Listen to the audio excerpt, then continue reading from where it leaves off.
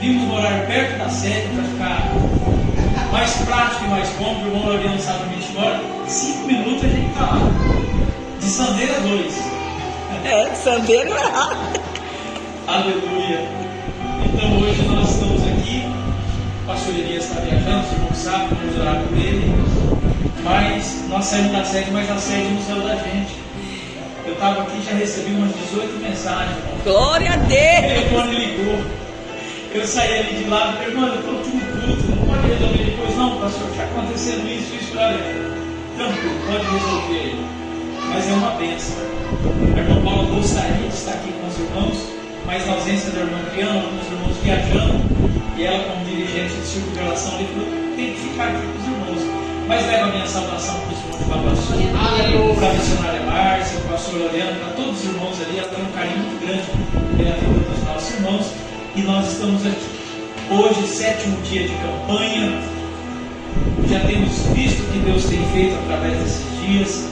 E toda a campanha, irmãos, ela é originariamente direcionada através do coração de Deus. Aleluia. Pastor, mas precisa de campanha? E tem campanha que os irmãos é mais invocado, irmãos. Entrega o envelope, você escreve o que você está precisando no envelope. E um dia desses, lá em Jabuticabal, os irmãos de sua falaram, pastor, nós queremos fazer uma campanha. Acharam o versículo lá de Lucas, o que queres que te faça, e o senhor vai pregar no encerramento. Aí eu pensei que era gente grande, né? Para pregar no encerramento da campanha das irmãs. E a irmã, pastora Arlinda, as irmãs providenciaram o envelopinho, e cada dia você escrevia alguma coisa ali. E alguém veio perguntar, pastor, mas precisa de fazer campanha, precisa de envelope? Eu falei, irmão, para Deus não precisa de nada, porque Ele é o Deus que faz, acontece instantaneamente e a gente recebe. Aleluia! Nós precisamos ter em mente que nós somos dependentes dEle. E aí eu falei para aquela irmã, cadê isso que você está escrevendo no papel aí? Antes de você escrever, Deus já sabia. Mas vai chegar um dia que você vai receber, e você vai folhear a sua Bíblia, você vai encontrar esse envelope e vai falar, olha, foi no dia 7, aleluia. Glória a Deus. E hoje eu estou aqui porque Deus fez, eu nem Glória a percebi. Deus. Aleluia. Isso para que nós sejamos gratos por tudo que Ele tem feito. Irmão, sem fé é impossível agradar a Deus.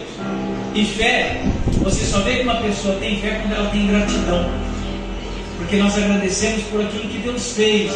E você só pode ser grato a Deus pela fé. Porque tem gente, irmãos, que acha que é por causa da gravata dele, que é por causa do carro que ele tem, que é por causa da igreja onde ele congrega, da credencial. Não, não é nada disso. É o poder de Deus através das nossas vidas que faz as coisas. É verdade. Sem Ele, nós não podemos fazer nada. É verdade, Deus. Aleluia. E hoje nós estamos aqui, graças a Deus, participando dessa campanha até o dia 12. Dia 12 é sexta-feira. Então Deus vai cumprir o propósito. 12 dias de calor para 12 dias. Irmão, já tem gente recebendo direcionamento e bênção de Deus através deste propósito que estamos buscando e adorando o nome do Senhor. Evangelho de Lucas, capítulo de número 7. Tirei tudo agora. Eu quero contar você ler a sua Bíblia. Se você tem um marcador de Bíblia, se você tem um marca-página, se você tem o hábito de anotar a sua Bíblia, anote o capítulo de número 7 É exagero. de Lucas. Evangelho de Jesus Cristo, segundo escreveu o evangelista Lucas, capítulo de número 7. O evangelista Lucas, além de escrever o evangelho que leva o nome dele, pastor Laureano, ele também escreve o livro dos Atos, onde ele conta a história da igreja. E nós descobrimos que quando Lucas ele está fazendo este descritivo das coisas que aconteceram no ministério de Jesus, ele ainda não tinha um encontro com Jesus. Mas no livro de Lucas, na viagem missionária com Paulo, ele já escreve que ele estava servindo a Deus com alegria. Sabe o que é isso? Que todo aquele que ouve a palavra, todo aquele que se aproxima de Deus, todo aquele que busca a saber mais de Deus, Deus estende as suas mãos e abençoa. A Bíblia diz, chegai-vos a Deus e Ele chegará a vós. Aleluia. E nós nos chegamos a Deus através da Bíblia Sagrada. Nem que seja um pedido, nem que seja uma oração de clamor, quando nós nos chegamos a Deus, Ele se compadece, estende as suas mãos e abençoa a nossa vida. Aleluia. Quantos já receberam receber a bênção de Deus na sua vida? Louvado seja o nome do Senhor. Irmãos, eu recebi essa bênção, eu recebi essa graça, que é exato 30 anos atrás, num culto como esse, eu levantar a minha mão e aceitar Jesus como meu Salvador. Aleluia. E eu imaginava que eu tinha aceitado Jesus, mas não foi verdade. Foi Jesus que me aceitou da maneira que eu era, transformou a minha vida, tirou os meus pés do charco de lodo pecaminoso e colocou os meus pés firmes em uma rocha. Aleluia! E até hoje eu sou grato a Deus pelo que Ele fez, pelo que Ele está fazendo e pelo que Ele vai fazer na minha vida. Aleluia! Porque grandes são as coisas que Deus tem para fazer. Capítulo de número 7 do Evangelho de Lucas, versículo de número 11. Um texto conhecido das irmãs e dos irmãos, uma passagem já pregada, uma passagem já que foi até tema de campanha, mas o Espírito Santo no meu coração testificou acerca dessa palavra. Aleluia. Evangelho de Lucas, capítulo 7, versículo 11. Marca aí o capítulo 7 do Evangelho de Lucas, que fala de muitos milagres que Jesus fez, fala de bênçãos e fala de pessoas que alcançaram a bênção de Deus por estarem no lugar certo e na hora certa. Aleluia. Irmão, para Deus não existe coincidência, existe cristocência. Meu Deus! Porque Jesus está no controle de todas as coisas. Aleluia. Você pensa que você veio aqui hoje, eu vou lá porque alguém me convidou, porque eu tenho uma obrigação, porque o irmão me chamou para a campanha. Não, eu vim aqui hoje porque Jesus providenciou que eu aqui estivesse. Aleluia. Evangelho de Lucas, capítulo 7, verso 11, nos diz assim a palavra do Senhor. A minha versão Almeida, corrigida. Logo, depois Jesus foi a uma cidade chamada Naim. Repita comigo, Naim. Naim. E com ele iam muitos dos seus discípulos e uma grande multidão. E quando chegou perto da porta da cidade, levavam um defunto, filho único da sua mãe, que era viúva, e com ela ia uma grande multidão da cidade. E vendo o Senhor, sentiu grande compaixão por ela e lhe disse: não chores. E chegando-se, tocou a esquife e passando os que levavam, disse: jovem, a ti te digo, levanta-te.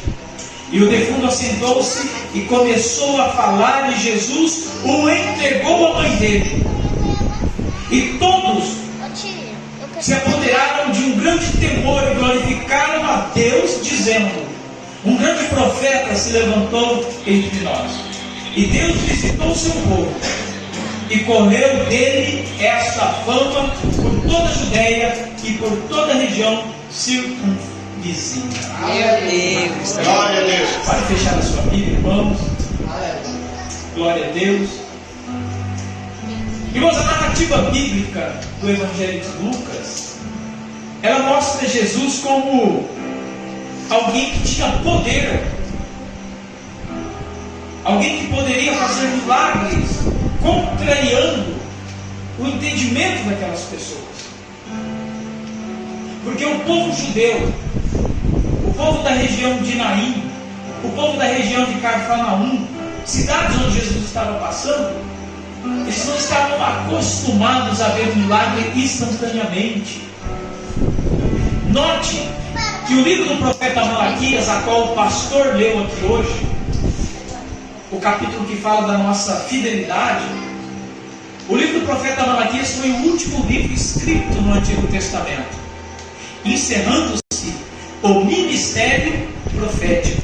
Não encerrou o dom da profecia e nem acabou os profetas, mas o ministério de Deus falado através dos profetas do Antigo Testamento encerrado. E Deus fica 400 anos sem falar com o seu povo. Muito tempo. Um tempo escrito como o silêncio de Deus. Mas vindo à plenitude dos tempos, como narra o escritor aos Gálatas, Deus enviou seu Filho Jesus. E Jesus vem na plenitude do tempo, ou seja, na época certa. E Jesus nasce, se desenvolve como menino, cresce, e aos 30 anos de idade ele inicia um ministério a qual ele foi designado a desenvolver. Irmãos, o principal motivo que Deus envia Jesus à terra foi para morrer na cruz do Calvário, pagando o preço dos nossos pecados e nos religando a Deus. Todos somos concebidos em pecados, e a Bíblia diz que todos pecaram e destituídos estão da glória de Deus. O Evangelho o livro de João diz que se nós dissermos que não temos pecado, falamos que Deus é mentiroso, porque Deus esclareceu que nós somos pecadores, e em pecado nós somos concebidos. E a Bíblia diz que o salário do pecado é a morte. Mas não é a morte física, é a morte espiritual, separação de Deus. E Deus toma a iniciativa de enviar o seu Filho morrendo na cruz para pagar o preço dos nossos pecados. E aos 30 anos Jesus então começa o seu ministério. Ele tinha um foco, ele tinha um alvo. E nesse período de 3 anos do ministério de Jesus, ele precisava deixar algumas pessoas conscientes do que ia acontecer, para que quando ele não estivesse, eles dessem sequência. O propósito de Deus sempre foi usar o homem para levar a mensagem. Nós fomos olhando os anjos lá na glória, falaram: Pai, nós queremos levar a mensagem de salvação. O Senhor disse: vocês não podem, vocês são seres diferenciados. Eu preciso que como eles, que sofra os problemas que eles sofrem, que passam a dificuldade que eles passam, eu preciso de como eles, para legitimar o plano que eu tenho. E aí Jesus veio, se despiu da sua glória. Jesus 100% homem aqui na terra, também 100% Deus, mas como homem, ele passou todas as aflições que eu e você passam. A Bíblia diz, irmãos, que Jesus chorou. Quando nós falamos de choro, falamos de sentimento humano, de tristeza, de angústia. Jesus teve esse sentimento, ele chorou. A Bíblia diz que Jesus teve fome, ao ponto de alguém, o inimigo, pedir que ele transformasse as pedras em pães, tamanha fome que ele estava. Mas ele disse: nem só de pão viverá o homem, mas de toda a palavra. Aleluia! A Bíblia diz que Jesus teve medo.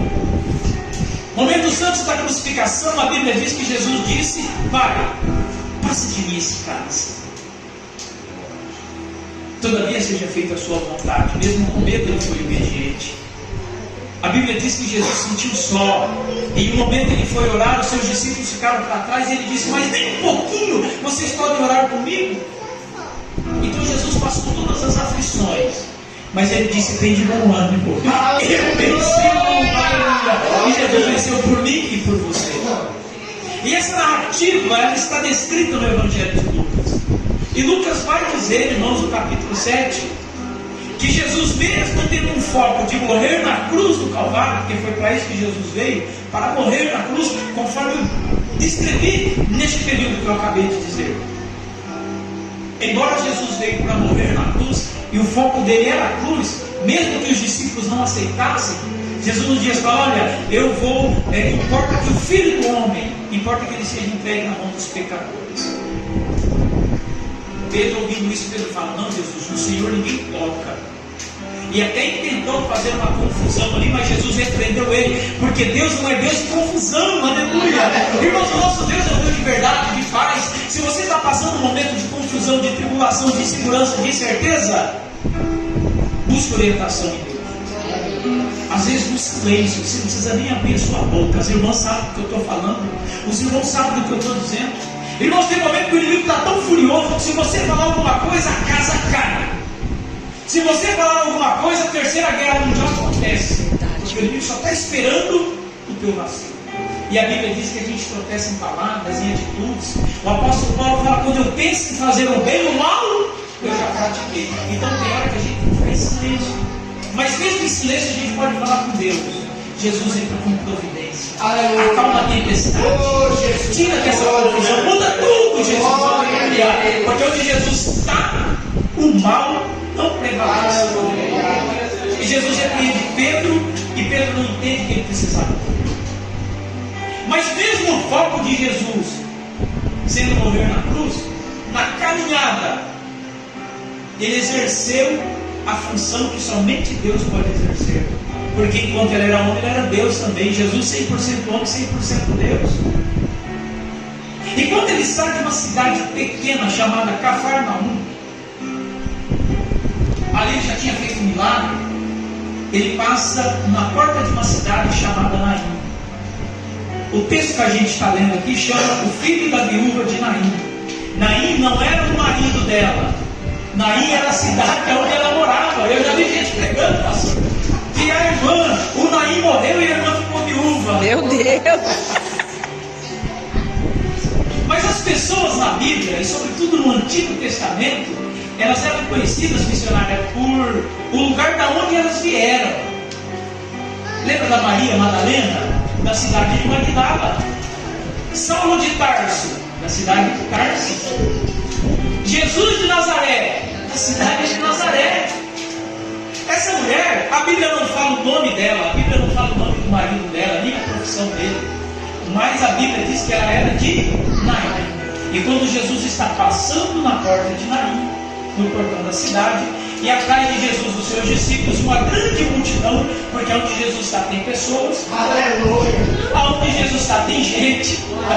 Irmão, tem uns que vai só para ver o que vai acontecer, tem uns que vão para adorar, tem uns que vão para cooperar.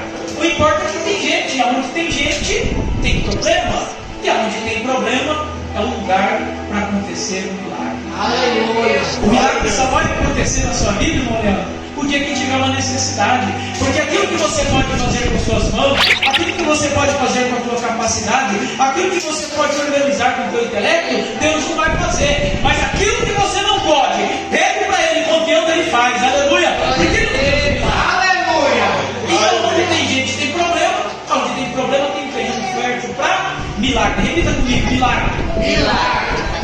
E foi isso que Jesus fez na vida da mulher. A Bíblia diz que Jesus indo, a grande multidão seguindo Jesus, a caravana da vitória, a caravana de Jesus era uma caravana que tinha muita vitória, tinha alegria. Jesus multiplicava pão, Jesus dava vista ao cego, Jesus fazia paralítico andar, Jesus dava palavra de vida. Um dia eles falam Jesus fala assim, pode ir embora. Ele fala, Jesus, vai para onde nós vamos? Só o Senhor tem palavras de vida. É, Jesus! Então aonde Jesus estava tinha uma grande multidão. Mas do outro lado também vinha uma multidão. A Bíblia diz que a porta da cidade abriu, e quando ela abriu, saiu para fora uma grande multidão que acompanhava aquele cortejo funeral. A Bíblia diz que um esquife, irmãos, é mesmo que caixão, e um caixão sobre um carro, e as pessoas empurrando o carro. Naquele momento, quando Jesus avista aquela multidão, imagina comigo que agora, ó a cena, eu vou montar um cenário para você. Imagina do lado de fora de uma cidade, devia ter a região árida, devia ter uma vegetação pequena, porque o deserto em volta de Jerusalém é grande, em volta das cidades que circundavam também era grande. De um lado, vindo a caravana da alegria, a caravana de Jesus. Homens, mulheres, crianças, animais sendo empurrados, conversa, testemunhos sendo contados, expectativa para ver, porque a qualquer momento ele pode fazer um milagre. Do outro lado, uma caravana de pessoas tristes, chorando, lamentando, e uma mulher em especial angustiada porque ela tinha perdido seu filho. E chega um momento, Ana, que aquelas caravanas se encontram. A luz de um lado e a treva da morte do outro. Quando Jesus avista, todos param. A multidão de Jesus para ver o que ele vai fazer, e a multidão que vinha com a mulher para saber também o que ia acontecer. Por que parou? Então, tem momento que as coisas param e a gente não entende por quê. Tem gente que entendeu aí. Tem momento que a porta fecha e você não sabe por quê.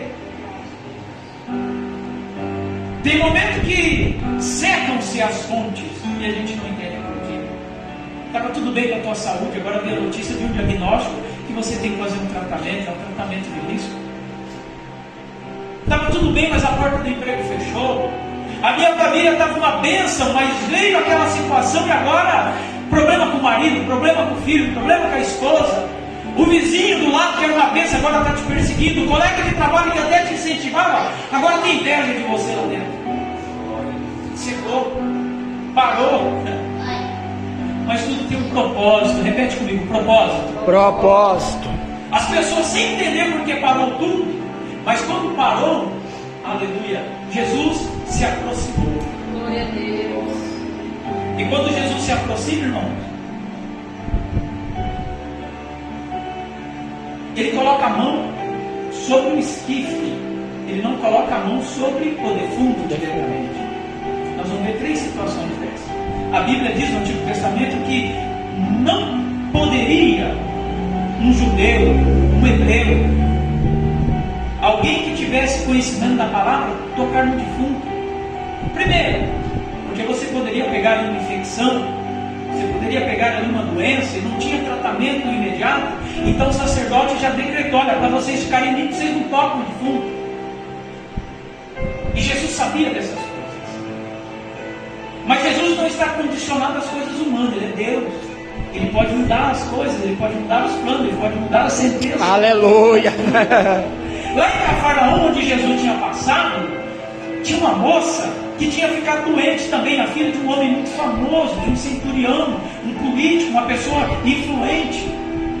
A filha dele estava doente e o centurião vai até Jesus e conta o relato. E ele ainda falando com Jesus, chega alguém e fala: olha, nem importunes mais o mestre. Sabe quando a coisa já está ruim, ainda tem uma pontinha de esperança, mas vem um mensageiro e fala: não ora mais não adianta. Meu Essa Deus. situação não tem mais jeito. Oh, Jesus. Essa situação não vai dar mais. Abandona, esquece, deixa para lá. Aquele homem já estava angustiado só pelo fato da tua filha não estar bem. Mas ele vai até Jesus. Mas quando ele chega até Jesus, vem o mensageiro e fala: nem vai mais, porque a tua filha Morreu. Mas aquele homem mesmo assim, ele fala com o mestre. E aí Jesus dá uma palavra de esperança para ele. Uma palavra pode mudar tudo, viu? Aleluia. A fé vem pelo ouvir, ouvir pela Palavra. Quem sabe você tem ouvido aí palavras de desânimo, palavras de que não vai dar mais, palavras de desistência, palavras que só de lembrar o teu coração já estremece porque te machucaram. Mas eu vim aqui nesta noite, aleluia, como voz profética de Deus, e na autoridade da palavra, aleluia, eu quero te dizer: Deus tem uma palavra que vai mudar. Aleluia.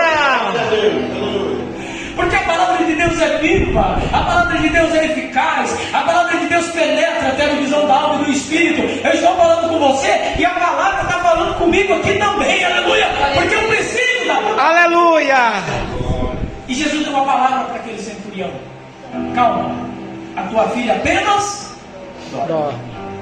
começou a mudar. Aleluia. A menina estava doente e, como não bastasse, ela morreu.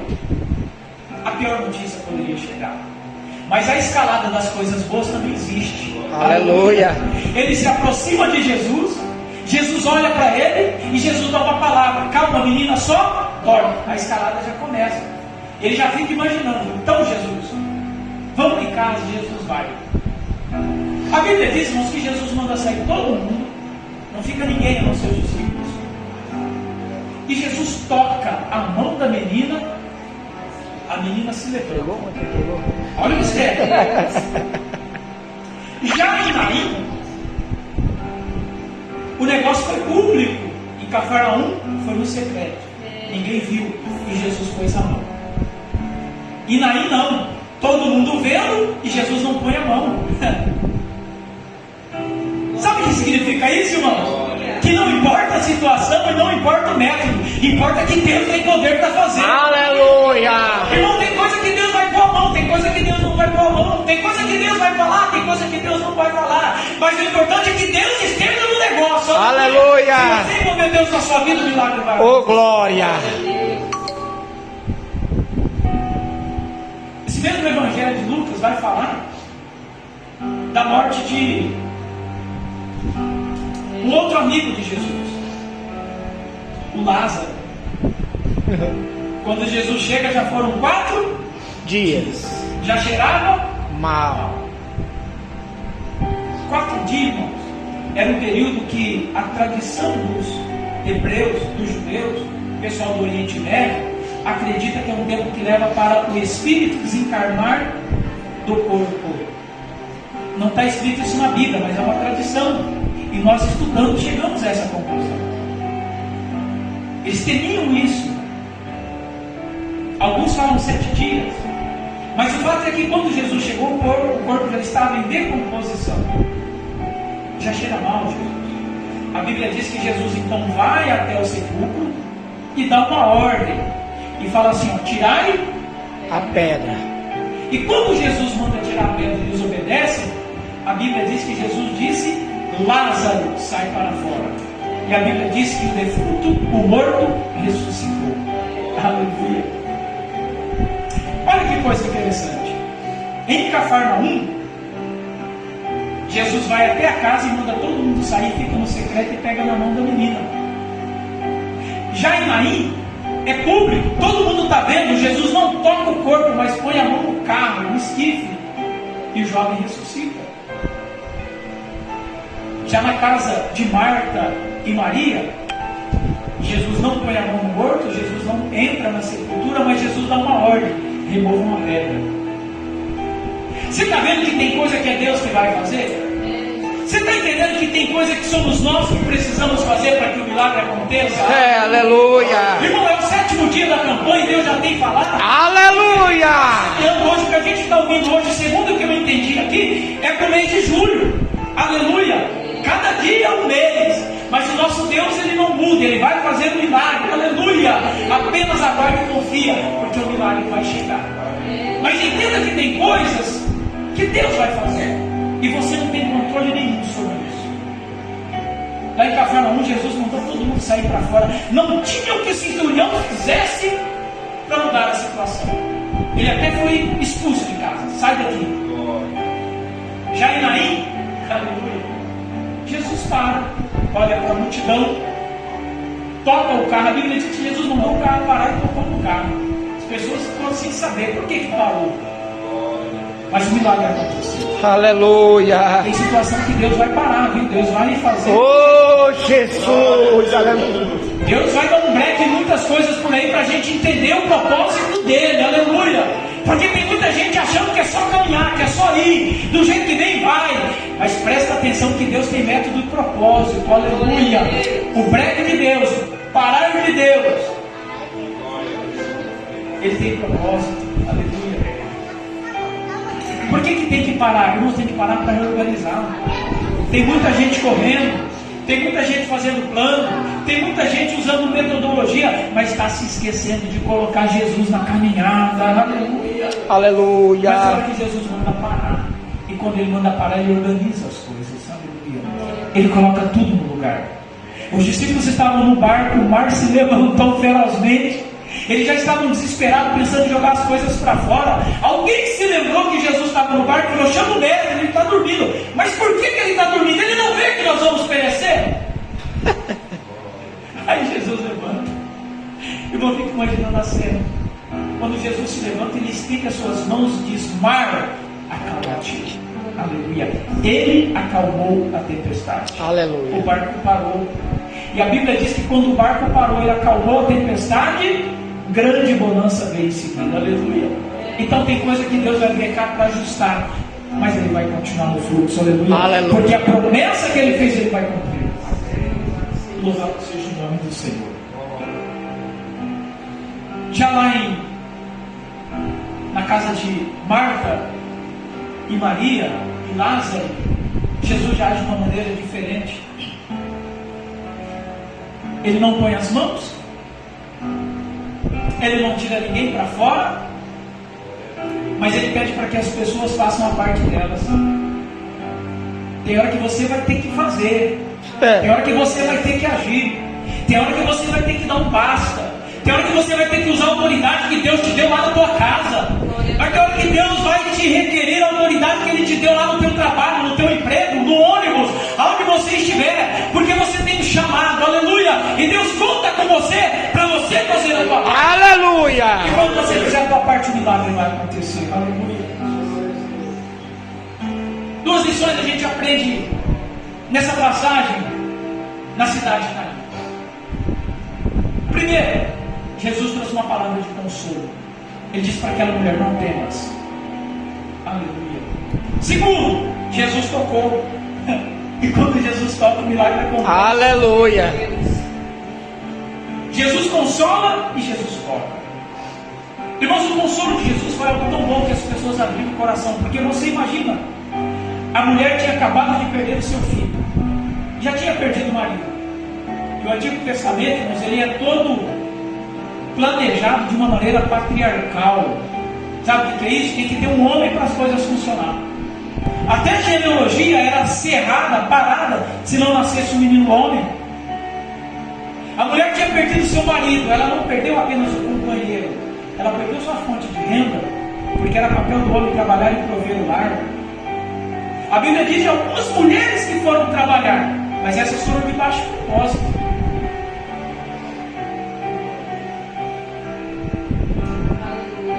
Aquela mulher dependia do seu marido falece. As esperanças daquela mulher agora estavam todas sobre o seu filho, homem, que ia herdar, ou já estava herdando, já tinha tomado conta das coisas do seu pai. Ele era o homem da casa. Mas não obstante a isso, aquela mulher ainda passa por mais uma crise. Seu filho morre. A Bíblia não diz o que aconteceu, mas ela perdeu. E a tristeza daquela mulher era tão grande que ela estava saindo para enterrar o seu filho, uma grande multidão também lamentando com ela. Quem sabe algumas pessoas levaram uma palavra de consolo: fica tranquila, vai dar tudo certo. Fica tranquila, nós estamos aqui. Não se entristeça. Sabe aquelas palavras que a gente recebe no dia da nossa angústia, que entra no ouvido e sai no outro, porque ninguém sabe o que a gente está sofrendo? As pessoas nem falam: fica tranquilo, vai dar tudo certo. É assim mesmo. Um dia após o outro. Vai melhorar. Mas quem está carregando o caixão sabe que não vai melhorar. Aleluia. Quem está carregando o caixão sabe que cessou a fonte de renda, que cessou a genealogia, que não tem mais o que fazer. Aleluia. A partir de agora é devendo que os outros vão dar. Orgulho arrebentado e ferido. Veio as tentativas de consolo, mas nenhuma resolveu, porque a mulher continuava chorando. Mas naquele momento se aproxima, irmãos, aquele que pode todas as coisas. Aleluia. Quando Jesus disse para aquela mulher: não temas, o milagre já estava acontecendo. Oh, Jesus. Quando a Bíblia diz, irmãos, que Jesus disse: não temas, o milagre já estava de uma maneira que aquela mulher nem imaginava. Jesus disse: não temas, e toca o carro, o esquife, e o menino se levanta. E Jesus entrega ele para a mãe dele. A Bíblia diz, irmãos, que tem um temor, tem uma alegria tão grande. E a caravana da tristeza, a caravana fúnebre, a caravana do choro, da lamentação, do não tem mais jeito, do agora é o fim, aleluia, foi contagiada pela caravana de Jesus. Aleluia! E o nome de Jesus foi glorificado de uma maneira grandiosa. Irmãos, quando Jesus entra no negócio, a esperança é renovada. As promessas são cumpridas. Eu não sei o que te trouxe aqui nessa noite, mas eu tenho certeza que você veio para adorar a Deus. E aonde tem adoração tem milagre, aleluia.